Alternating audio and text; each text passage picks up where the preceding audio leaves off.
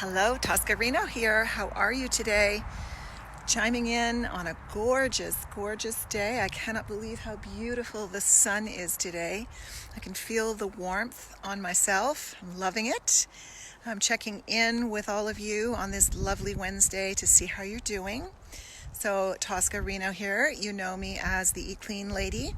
This is a little bit of an unexpected jump into the into the fray, and I think loads and loads of people are going live just constantly. It's probably a bit much, but what I'm doing is I'm standing here in my vegetable garden, and as I was thinking about how much I needed to get outside and how much I needed to, I was very angsty today. I thought, well, maybe the garden is a great analogy for what we can expect over the coming months. So let me just pan around here a little bit. You see that I have 4 squares here of earth, and I have compost buckets and all that sort of thing set up. And hello, Michelle. Hey, girl. And I wrote in my description of this live, this impromptu live, that I think that gardening, and specifically the vegetable garden, is going to be one of these things that's going to help us get through this these unprecedented times. So if you happen to be listening, why don't you send me a little heart, tell me where you're listening from. If you're listening on the replay, which I fully understand can happen later, just do a hashtag replay. Oh, hey, I see Beth here. Thank you very much. Beth said, Eat Clean has changed my entire body 12 years ago. Ooh, you got to post us a picture, girl. Yeah, that's awesome. Hey, Carrie Ann. So here we are in my little patch of heaven. And what I thought about was, as in the time when the war was over in the United States, something amazing happened. There was very little in the way of supplies. There was very little in the way of fresh produce. And people had to find a way to get their nutrients differently, not from a can, not from a jar. Hello, Robin from the Ozarks. Yeah. So here's what I think we can do. We can do something that they did years ago. Do you remember the victory gardens? Do you remember when families grew victory gardens? There's actually a recipe. Hey, Car. Hi. Nice to see you. And Cindy Lee from New Mexico. Hey, your garden's probably way further ahead than mine. Well, the victory gardens were what helped people survive, and they grew their own fruits and vegetables, and they canned and they cooked and they processed. Now, I was a bit of a weirdo. When I was about 17, 16 years old, I was, one more sip of coffee here. I joined a junior agriculturalist program, and I worked on a farm for an entire summer and developed a relationship there. My family is also a farming family. My father in Holland had greenhouses. I see my dad sometimes. I'll be okay. But I think I inherited the love of the soil and the love of growing from my dad. And then also my brothers plant and garden, and they grow things and cooking and all the rest of it. So this just totally aligns with a healing strategy for going forward. But there's more to it than that. Not only can we grow our own food, it gives us a sense of control over what we're doing here. Right now it looks like a whole lot of I'm doing nothing, but pretty soon this earth is going to be yielding my food, and from it, and look at it's pretty good earth. There's a lot of worms and there's toads in here, which is good. But when I touch the earth, when I get my hands dirty, when I play in the soil, there's a reason for me to do that. It boosts my immune system. The sun also, okay, I have to change my language. I have to learn this. My daughter, Rachel, taught me this. You can't boost your immune system. You can't boost your immune system. You can support it. So I want to support my immune system, and I'm going to do all the things I can and that you can do. We can get our hands dirty in the soil. If you don't have a garden like this, it doesn't matter. You can get a bucket. You can get a patio garden. You can get your hands dirty, and you can grow little things, especially herbs. I'm really happy with this soil, by the way. I've been working on it for years. It's friable. And in the soil are also nutrients, and actually in the sunlight, nutrients that kill viruses, actually. And it's better for us to not live in a completely sterile environment. It's better for us to play in the dirt.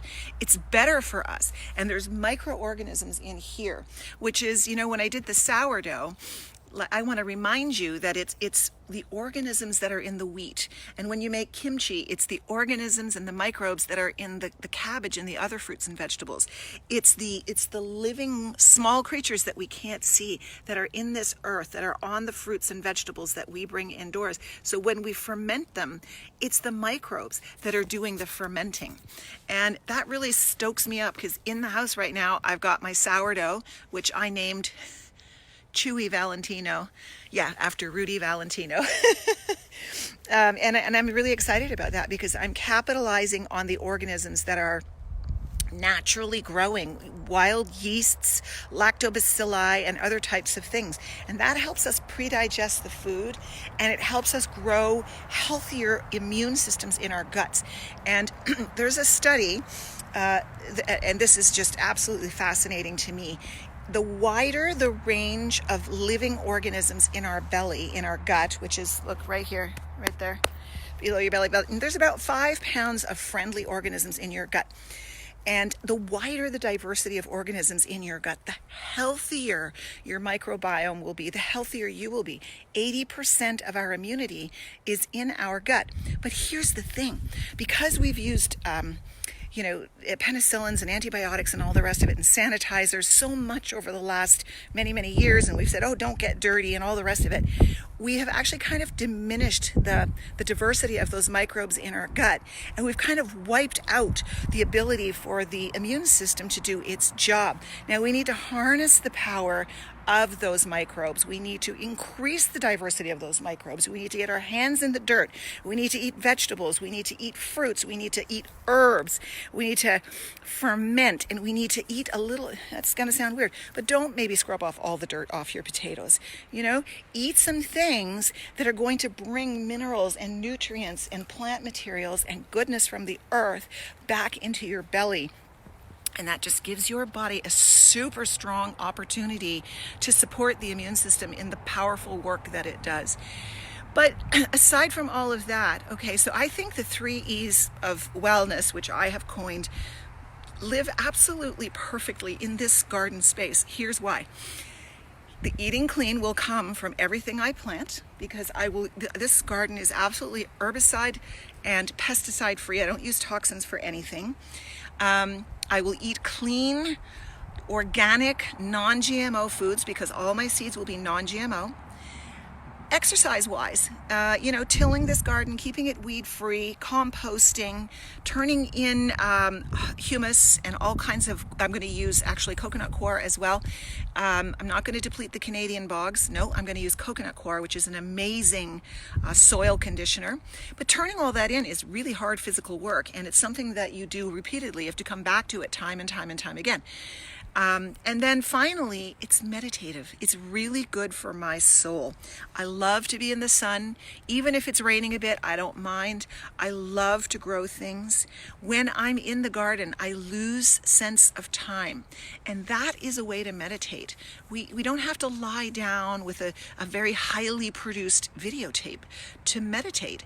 What we can do is we can be in a place that gives us joy, and we can experience nature, and you can see the wonders of the earth growing, and you yourself have lost track of time, and you go away to a place in your mind where you're much more in contact with your subconscious mind. And that allows creativity to come forward, feelings of joy and bliss. And that gives you a sense of control, even when things are feeling decidedly out of control. So we don't have to feel like the whole world has gone up in chaos. As the expression goes, TU in the rhubarb, right? Tits up in the rhubarb. It's not like that. By the way, I have rhubarb in the garden over there. It's starting to come out. And here's a little piece of homework for you. Grab your journals today. Grab your journals, because you know how important journaling is. And if you can, I'd love you to just list out a few things that you have enjoyed about this day. Even if it's 5 minutes of sunshine, a pleasant cup of coffee, which is right over here. The fact that my sourdough is starting to grow, that I'm in the garden, that I'm talking to you. And then what I'd love you to do is, could you savor what has happened for you? Okay? So what does that mean to savor something? It means to say, oh, I'm so grateful for the sun. Thank you, nature, for providing it today. Or I'm so grateful for that beautiful, clean recipe that I ate. Thank you for whomever provided it, or whoever made it, or whoever did the dishes. And then let the feelings linger. Let the feeling of savoring linger in you. Name what it is. Name what it feels like. Let it sit in your cells so that you completely understand savoring for what it is. It lengthens the experience for you. It lengthens the loving, the joy, the savoring. And it doesn't have to be eating a big cake, and it doesn't have to be it's just savoring the small things. I'm savoring this coffee. I'm savoring that it's not pouring rain at the moment and the sun is shining, and I just feel incredible. And for this moment in time, I don't feel clamped down by whatever's happening in the world. And I know that this garden here is going to provide me with loads of savoring moments, loads of moments that are going to bring me happiness. And so that would be the thing that I would ask you to do today, is to, hey, and there's Shirley and Joe, longtime friends from Belleville. They were working out in their yard, and they were out in the sun. Oh my goodness. And my goodness, they look amazing. They're in their 70s. And why am I getting emotional? This happens to me every time when I feel, just an overwhelming sense of joy, where my heart just can't hold it in. And so that's what I hope you can feel today. Despite it all, there are so many, many things to be blessed and grateful for. So many things, right? So I want you to get your gardens going. I want us to go ahead and create a green revolution. I want us to use clean strategies to grow, and I want that to translate into your brilliant and beautiful and divine health, because it will shine out of your eyes. It will shine out of your heart. It will shine out of your skin. There is no denying the benefits of this kind of work. So I want to send you all my deepest love. Hey, Rosanna, nice to see you. And Monica, Joe. Yes, and so I want to see these gardens coming. I want you to think about this as a coping strategy. Now is the time. Now is the time to get the spade going. Now is the time to turn the soil over. Now is the time to make it better. And even if your garden is only a 3x6 garden, there are 1,000 strategies to grow maximum produce out of a little tiny space. Oh, out of my ever-growing heart, thank you so much for watching. Thank you for tuning in. Please hashtag me if you're listening on the replay. Share this with someone. Maybe somebody needs a little happy moment in their lives. And okay, you don't even have a balcony, so let's grow something inside. This is Ruth talking. You can get these containers where you can grow vegetables in the house, herb containers. It's amazing. And some of them are hydroponic, so super easy to get. And I would highly recommend getting some plants in the house, living plants, because living plants clean your air. So get some lovely inside. Yeah, Kelsey says, sometimes herbs inside a condo. Great idea. That's my daughter, of course. Yes, get some herbs. Get some potted herbs. Keep them by your window. Let them ripen and smell. And all of those herbs have powerful antioxidants and nutrients and virus-fighting ingredients. Parsley is a good one. So let's keep going. Let's keep growing. Let's keep clean. And remember, my passion is always your wellness. If you're curious to know more, go ahead over to toscareno.com. I am really putting together a powerful set of resources for you to have your plan be in place for this pandemic and everything else that's coming. And I got some great surprises that I'm going to be announcing soon. I'm sending you much love. God bless, and take very good care of yourselves. Let's be in the game for the long haul. With great love, Tosca. Bye.